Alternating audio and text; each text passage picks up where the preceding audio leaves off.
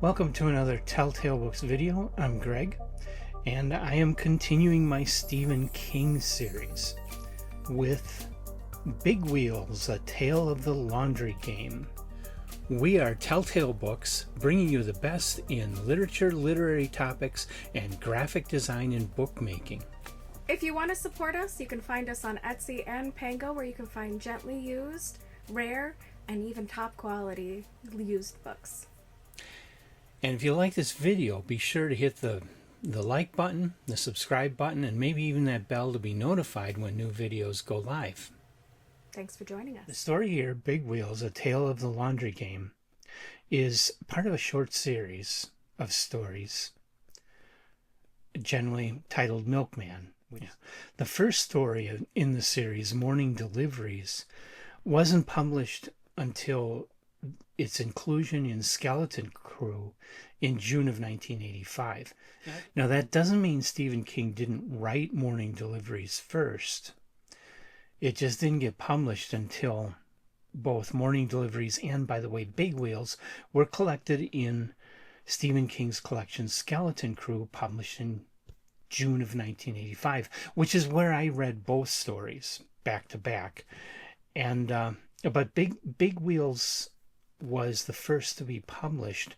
It was published in 1980 in New Terrors #2, edited by Ramsey Campbell, an original anthology that Ramsey Campbell put together. In Big Wheels, a guy named Rocky and his friend, they're out driving. Now, Rocky had his wife have an affair with the milkman.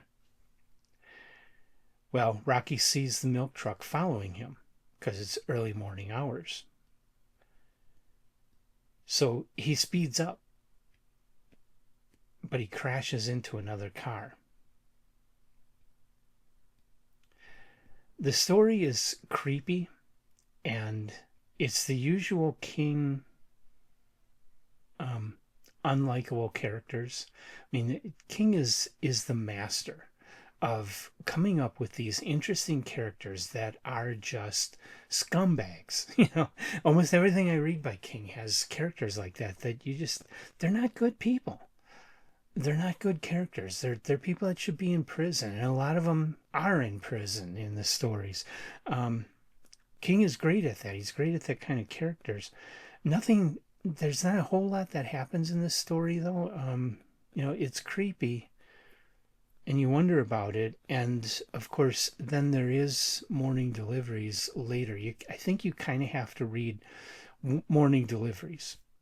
Should probably read them together. But Morning Deliveries in King's bibliography is number 100, and Big Wheels is number 55. So we've got a lot of King to get through before Morning Deliveries rears its head. But for you should go out and read them together in the book Skeleton Crew. That's the best place to find both of them. But I gotta say, Big Wheels is one of my least favorite King stories. I didn't think it was horror. I didn't think it was terrible. I'm not running it down. I'm not saying it's a bad story or anything. I'm just saying that compared with everything else I've read by King, this is kind of at the bottom of the heap. There are so much better stories that King has published than this one. But King is King. He's an excellent writer. Pretty much everything he does is better than most writers' best work. So, recommended to the diehard King fans. I don't really recommend it to anybody else. And the next Stephen King story that I will be reviewing is titled Crouch End, and that one is not in the Skeleton Crew collection, but it is number 56 on my Stephen King bibliography.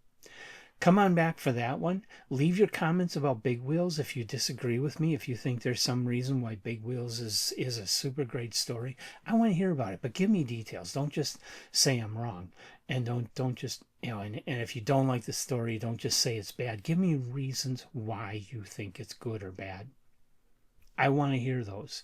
And so does everybody else that's trying to make a decision as to whether or not to bother reading this. That's what this is all about. That's what reviews are all about.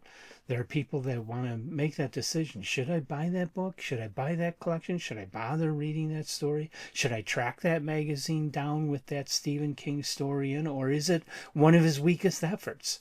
Is it worth the $100 it's going to cost me to get a hold of that Gallery magazine that was published in the 1970s, and it's basically a porn magazine, but there's a Stephen King story in it? So, is it worth bothering with it? That's why I'm doing these reviews, to try and help people. And of course, I'm just one person. You're only getting my opinion. I want to hear your opinions too. Leave those in the comments section so that people can read this stuff and make decisions of whether or not to bother. This one, my advice is don't. But I'm only one person. I'm only one vote. Lots of other people that could chime in here. And please do so. And come on back for all my Stephen King stories. Like I say, Crouch End is coming next, not too long from now. Haven't read it. At the time I'm shooting this video, October 19th, I have not read Crouch End yet. So I don't know anything about it, but I will be reading it. I will be reviewing it. Coming back for that and so much more we do here on Telltale Books. And till then, hit the like button, hit the subscribe button. Visit our Etsy and Pango used bookstores and look for books. I'm trying to think if we've got any Stephen King in there right now. I don't think so. But we got a lot of other, I know we got Dean Koontz in there. And we have a lot of other books. We've got copies of Frankenstein in there. We've got Nathaniel Hawthorne. Lots of great stuff. Check it out. Buy books, because that'll help us towards our goals. And come on back and see me in the next video.